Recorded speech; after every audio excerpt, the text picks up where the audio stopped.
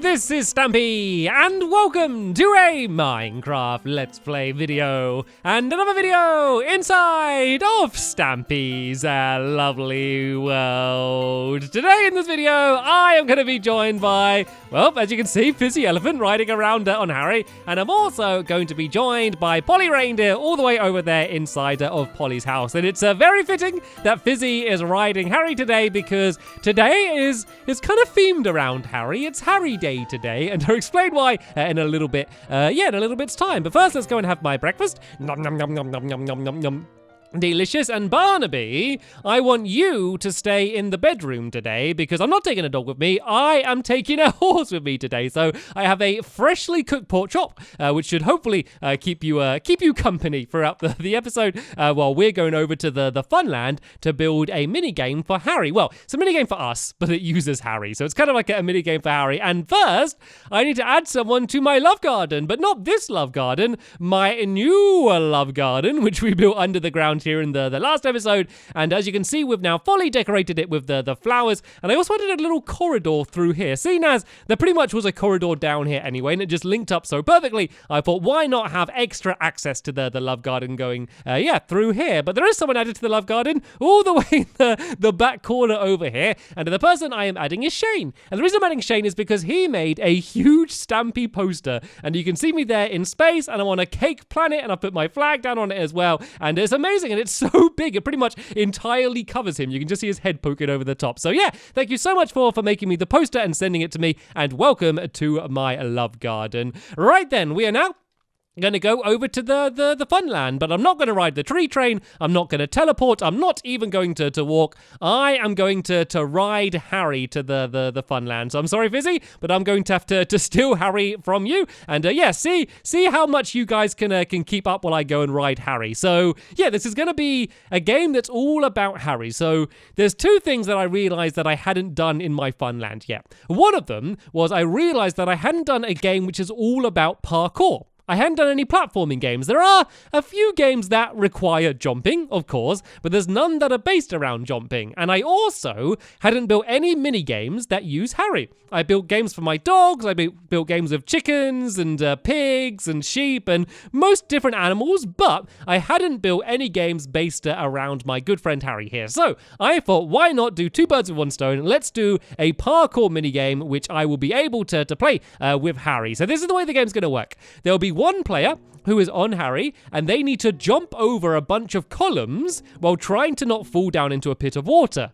The other players, or other single player, if you're doing a 1v1, will be running around in the water, well, I guess swimming in the water or wading in the water. It's only going to be one block thick, and they need to be trying to pull Harry off with a lead off the columns, and then Harry will go and land down in the water, and once Harry hits the water, that player's out. So you're basically trying to bounce across and avoid all of the other players at the same time. So it's not going to be an easy mini game for the person on the horse, but everyone on the horse is going to get 3 attempts, and you get 1 point for every attempt you're able to make it from one side to the other. So a very, very simple game. Absolutely 0 redstone, as I'm sure you're all going to be glad to hear. So let's go and get started then. I'm going to tie Harry up here, and the reason I wanted to bring Harry here is, one, because he's needed for the game, and also he's the inspiration for the style of the game, and look how happy he is smiling about that. So the color scheme is going to be all based around Harry. So, of course, Harry is mainly white, well, pretty much entirely white. So, most of the game is going to be white, but he's also got his diamond armor and then his saddle on as well. So, that's going to be kind of like the colorings for the game. So, the bottom row is all going to be in white wool, and then there's going to be a section in the middle, which is going to be basically like the diamond, and then there's also going to be another white bit on the top, and then there's the opening is going to be kind of almost like his saddle, and then there's also going to be buckles, kind of like buckle style things that are going to be all along the side. So before I build all the way to that, actually let's do this one wall to the end, so then the helpers can see how big the game is. And if you are building my world, or you don't want to build the game yourself in the exact same way I'm doing, the dimensions are 53 along this way, and then 33 in width along the other way. That's how big it needs to be. So yeah, that's going to be the white wall there. we're then going to use a mixture of light blue wool and cyan wool. And the reason we're using this is because I don't have enough diamonds to build a game this big out of diamonds. So this is the closest I could get to that look. So if you are just building on creative, feel free to use real diamonds if you want the authentic Harry's armor look. But for us, this is going to have to make do. And you know what? I think it actually works out looking really good anyway. I think it works out being a pretty cool style. So it's going to be cyan there, and then 2 rows of the light blue, and then basically this pattern's going to be symmetrical. So then there's going to be another row of cyan along the top here. Let me just go and show you just one bit completely finished as an example. I always like to do that rather than building the entire thing. I like to get one section completely done, and then I can kind of show you exactly it is that we're going to build. There is going to be more decoration added to the side a little bit later on though, but this is kind of a general idea of what the style of this place is going to be like. So you can kind of see it. It kind of reminds you of Harry a little bit, as if this is diamond, and then this is going to carry along here, and then this is where the entrance of the game is going to be. But this isn't going to be all of the game is going to look like. There's also going to be buckles, and the first buckle needs to be 1, 2, 3, 4, 5, 6, 7, and then it's going to start here, I believe, and then there's going to be 4 of these all the way along the side, and these are here to mainly look cool. That's the main point of them, to kind of add to the style, but they also have a gameplay functionality, and I'll explain a little bit more about that once I've built the first buckle, I guess. So it's going to be very simple. It's going to be grey and black wool, which is going to go up the middle like this at the same height of the wall, so it's going to be grey all the way to the top, and then black this side, and then the other side, then there's going to be a little bit of yellow as well, because if you look at Harry's saddle, there is a little bit of yellow on his saddle as well. It's actually quite a lot of yellow at the top. Oh, he's playing hide and seek. Peekaboo. Harry's just there playing peekaboo. He's probably excited. I hadn't taken Harry out in absolutely ages, so to be honest, I did also feel a little bit bad that Harry hasn't been joining us in many episodes. So I think it's going to be good having a mini game dedicated to him. So every time we play it, we need Harry, and we will take him with us. But I don't think I'm going to leave him here. I think that I'll take him back to his house that he loves spending so much time in. So yeah, there's going to be kind of like a buckle like this and that, and then the same down here like this, and then there we go. These are going to be along the outside here.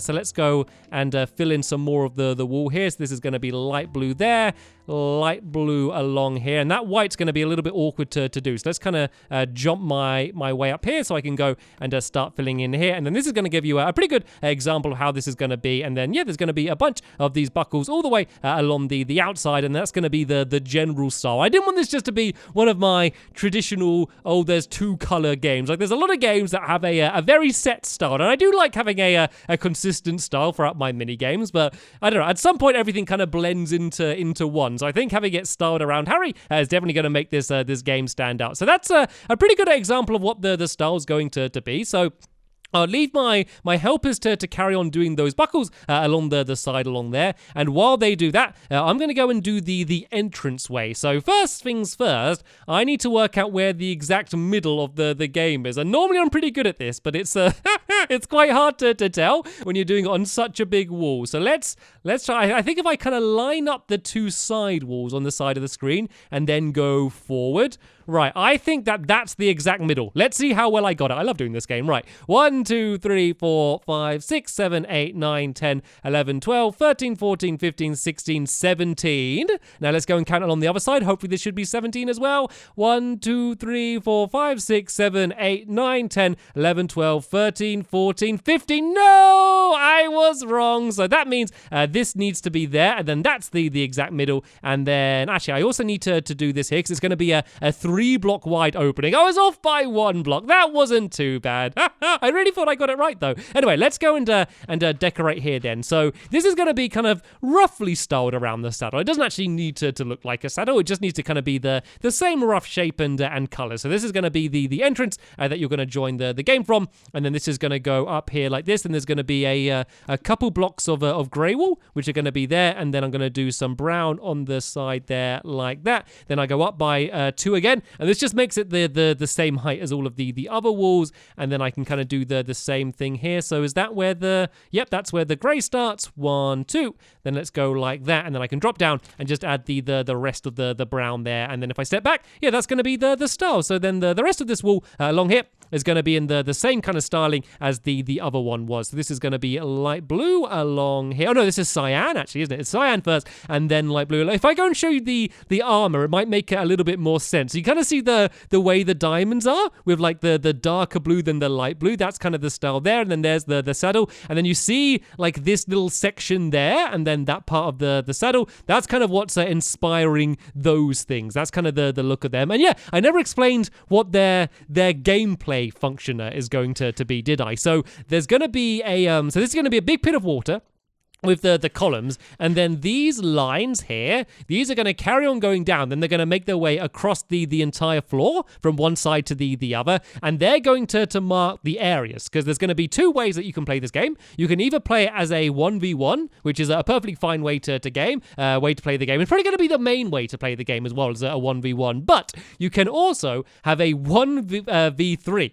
And the way you'll do a 1v3, just to make it so that all three of the players can't just charge you down at once and make it absolutely impossible, there'll be different areas. So in between, say, because imagine there's going to be 4 of these, in between like one that's going to be there and one that's going to be there, you would only be able to stay within those 2 lines, and then it would be the same for all 3 players. So basically, each player has an area that they're not allowed to leave. And what that means is for the person on the horse is that you get past one person at a time. So you get past one person, you succeed or fail, and then you try and get past the next one. So it's kind of like 3 levels that you need to get past rather than just facing everyone at once. It's still going to be extremely difficult for the person on the horse. Maybe impossible. We're going to have to see. I think this is definitely going to be a mini game that we're going to have to practice a lot to get any good at, because otherwise it's going to be really, really, really difficult, because the challenge of just parkouring across the columns anyway, that's going to be a challenge within itself, but you're going to have to be rushing to try and avoid the other players at the same time.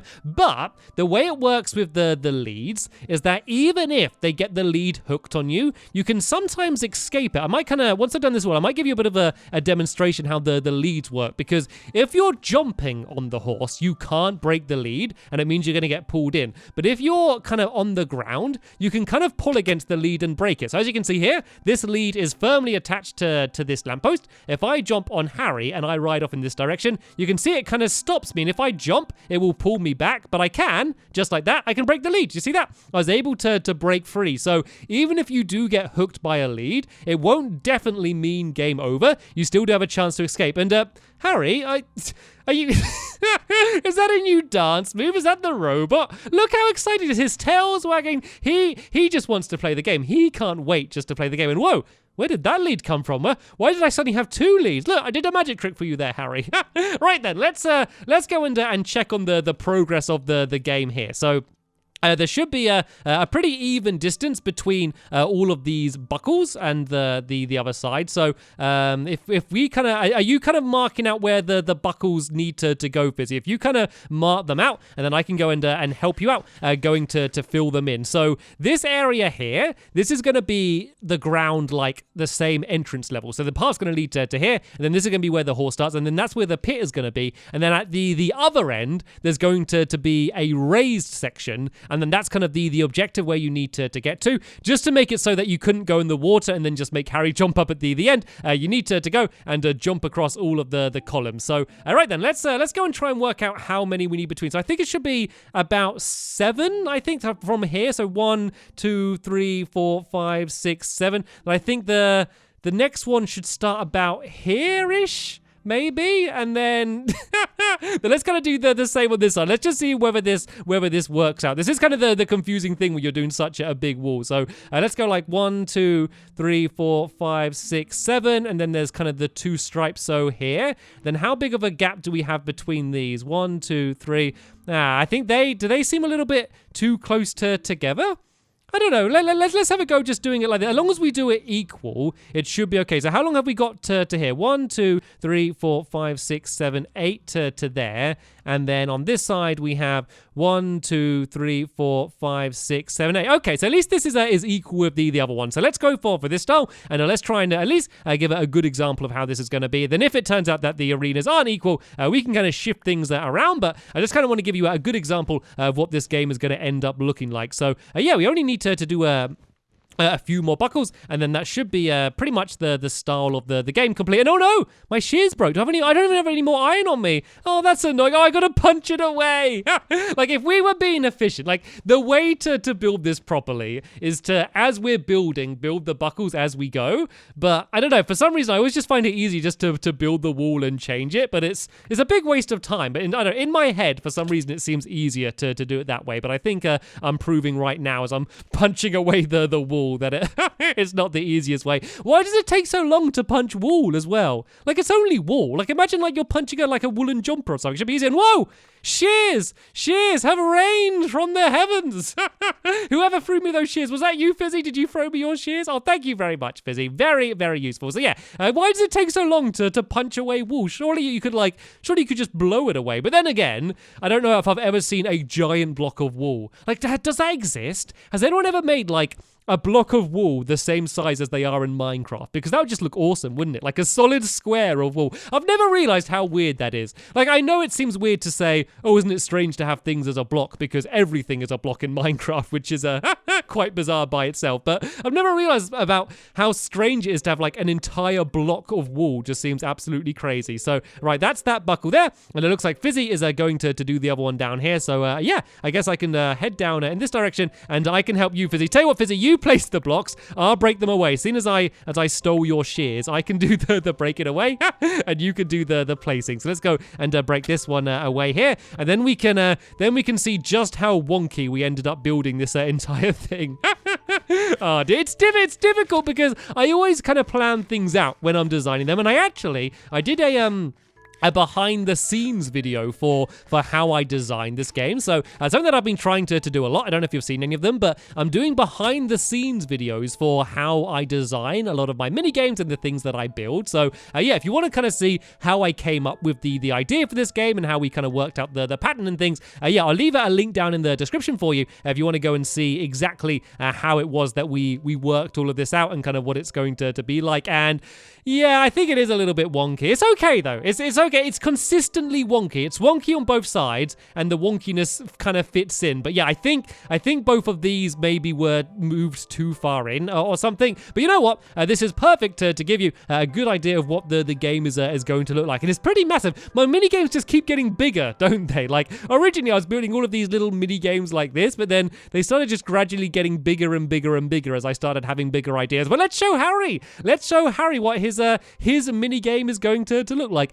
I was thinking of calling it Harry Hop, by the way. Either Harry Hop or Harry Hop, so I'm not entirely sure, but I thought that seems to be like a perfect name for the game, seeing as it's all going to be about Harry hopping all over the place. So in the middle here, there's going to be a load of columns. So there's going to be white wool on the floor, and then a bunch of columns like this, and then Harry is going to have to hop all over them. So if I kind of put one block down here just to allow me to get up easily, so he's going to be jumping up like this, and then this is what he's going to have to be doing. So it's not crazy difficult, but you're gonna have to be rushing and trying to avoid everyone else at the same time, and then that's where I know I'm going to panic. And it looks like people are building an obstacle course for me and Harry to go and try and bounce across, and Harry is doing very well at it. But anyway, that is the end of this episode here. So the next episode, we're gonna finish it off. We're gonna get everything else ready for the game complete, and we can also have a bit of a test game because we haven't tested this game yet either. So we'll be able to do that on the next episode and see just how fun this game is going to end up being. But for now, I